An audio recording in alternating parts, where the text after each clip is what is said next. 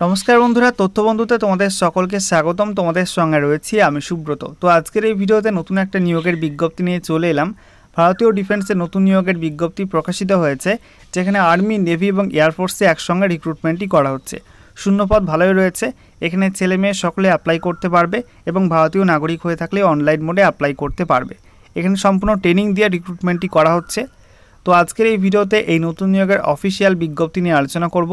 এখানে army, navy এবং এয়ারফোর্সে কত শূন্যপদ রয়েছে, সেই সঙ্গে অ্যাপ্লাই করতে গেলে শিক্ষাগত যোগ্যতা, বয়সসীমা কী লাগবে, এছাড়া বেতন কত দেওয়া হবে, সিলেকশন প্রসেস কী রয়েছে, সেই সঙ্গে অ্যাপ্লাই করতে গেলে ফিস কত লাগবে, আবেদন করার শেষ তারিখ কবে, কোন ওয়েবসাইটের মাধ্যমে এখানে অ্যাপ্লাই করতে হবে, সমস্ত কিছু পরপর জানাবো আজকের এই ভিডিওটির মাধ্যমে। আর ভিডিওটি ভালো লেগে থাকলে অবশ্যই একটি করে লাইক করে দেবে এবং সেই সঙ্গে অবশ্যই ভিডিওটি প্রচুর শেয়ার করে দেবে।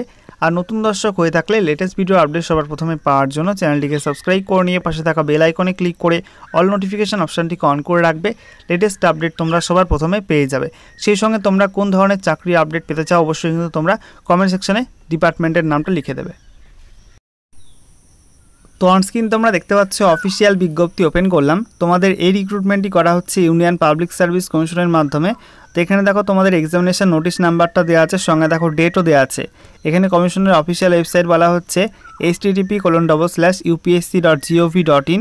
সেই সঙ্গে দেখো তোমাদের বলা হচ্ছে অনলাইন মোডে অ্যাপ্লাই করতে হবে। অফিসিয়াল ওয়েবসাইট রয়েছে upsconline.nic.in, এই ওয়েবসাইটের মাধ্যমে অ্যাপ্লাই করতে হবে।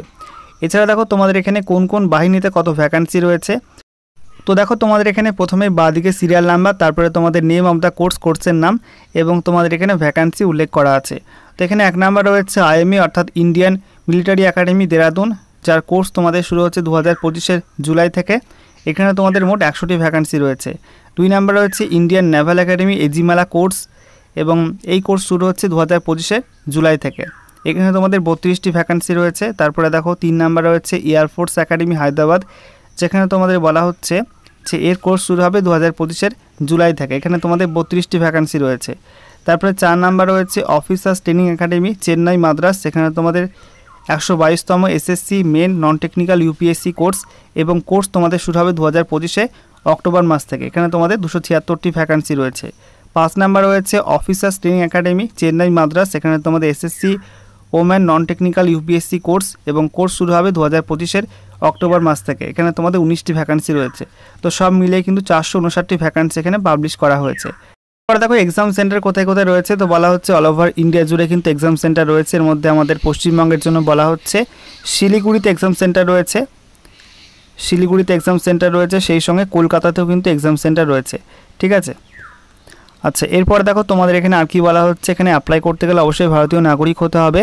সেই সঙ্গে বলা হচ্ছে বয়সসীমা। তো এখানে বলা হচ্ছে 1 নাম্বার IME অর্থাৎ ইন্ডিয়ান মিলিটারি একাডেমির জন্য তোমাদের বলা হচ্ছে অবিবাহিত পুরুষ প্রার্থীরা অ্যাপ্লাই করতে পারবে শুধুমাত্র, এবং তোমাদের এখানে 2 জুলাই 2001 থেকে 1 জুলাই 2006-এর মধ্যে জন্ম তারিখ হতে হবে, তাহলে তোমরা এখানে অ্যাপ্লাই করতে পারবে। 2 নাম্বার রয়েছে ফর ইন্ডিয়ান নেভাল একাডেমি, এর জন্য বলা হচ্ছে শুধুমাত্র অবিবাহিত পুরুষ প্রার্থীরা অ্যাপ্লাই করতে পারবে। জন্ম তারিখ হতে হবে 2 জুলাই 2001 থেকে 1 জুলাই 2006-এর মধ্যে। ওকে, এরপরে দেখো 3 নাম্বারে বলা হয়েছে ফর এয়ারফোর্স একাডেমি। তো এয়ারফোর্স একাডেমির জন্য তোমাদের বয়স হতে হবে 1 জুলাই 2025, এই তারিখ অনুযায়ী তোমাদের 20 থেকে 24-এর মধ্যে বয়স হতে হবে, এবং সেই সঙ্গে বলা হয়েছে যে তোমাদের জন্ম তারিখ হতে হবে 2 জুলাই 2001 থেকে 1 জুলাই 2005-এর মধ্যে তোমাদের জন্ম তারিখ হতে হবে। ঠিক আছে, এবং সেই সঙ্গে বলা হচ্ছে যে সমস্ত ক্যান্ডিডেটদের ভ্যালিড এবং কারেন্ট কমার্শিয়াল পাইলট লাইসেন্স আছে DGCA ইস্যু করা, তাদের ক্ষেত্রে কিন্তু বয়সসীমা ছাড় রয়েছে। 26 বছর বয়স পর্যন্ত তারা এখানে অ্যাপ্লাই করতে পারবে। ঠিক আছে, অর্থাৎ তাদের ক্ষেত্রে 2 জুলাই 1999 থেকে 1 জুলাই 2005-এর মধ্যে জন্ম তারিখ হয়ে থাকলে তারা এখানে অ্যাপ্লাই করতে পারবে। ওকে, এছাড়া দেখো তোমাদের 4 নাম্বারে বলা হয়েছে for officers training academy SSC course for men unmarried male candidates, অর্থাৎ শুধুমাত্র অবিবাহিত পুরুষ প্রার্থীরা এখানে অ্যাপ্লাই করতে পারবে, এবং বয়স হতে হবে তোমাদের জন্ম তারিখ উল্লেখ করে দেওয়া আছে 2 জুলাই 2000 থেকে তোমাদের 1 জুলাই 2006-এর মধ্যে জন্ম তারিখ হতে হবে। তারপরে 5 নাম্বার কোর্স রয়েছে for officers training academy SSC woman non technical course, যেখানে শুধুমাত্র অবিবাহিত মহিলারা অ্যাপ্লাই করতে পারবে, এবং সেই সঙ্গে বলা হচ্ছে তোমাদের এখানে জন্ম তারিখ হতে হবে 2 জুলাই 2000 থেকে 1 জুলাই 2006-এর মধ্যে তোমাদের জন্ম তারিখ হয়ে থাকলে তোমরা এখানে অ্যাপ্লাই করতে পারবে। ওকে, এবারে দেখো তোমাদের শিক্ষাগত যোগ্যতা কি লাগবে। তো বলা হচ্ছে এডুকেশনাল কোয়ালিফিকেশান 1 নম্বরে for IMA and officers training academy Chennai. তো ইন্ডিয়ান মিলিটারি একাডেমি এবং সেই সঙ্গে অফিসার্স ট্রেনিং একাডেমি চেন্নাইয়ের জন্য তোমাদের বলা হচ্ছে যে কোনো শাখায় যে কোনো স্বীকৃত বিশ্ববিদ্যালয় থেকে তোমাদের ডিগ্রি পাস হতে হবে, ঠিক আছে। গ্র্যাজুয়েশন পাস হয়ে থাকলে তোমরা এখানে অ্যাপ্লাই করতে পারবে। তারপরে 2 নম্বরে বলা হচ্ছে ফর ইন্ডিয়ান নেভাল একাডেমি।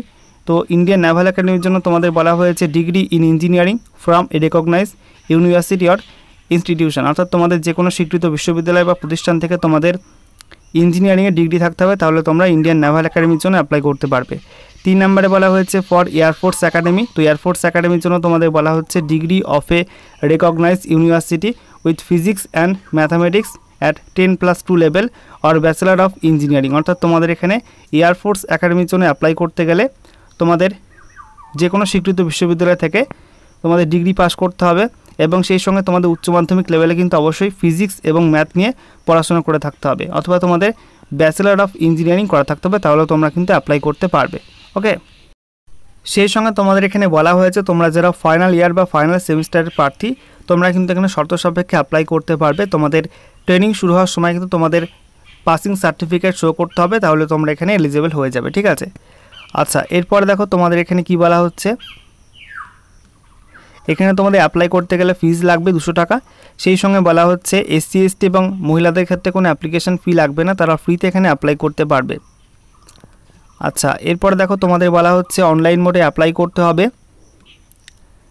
তোমাদের এখানে ফর্ম ফিল আপের লাস্ট ডেট কী বলা হয়েছে দেখে নাও।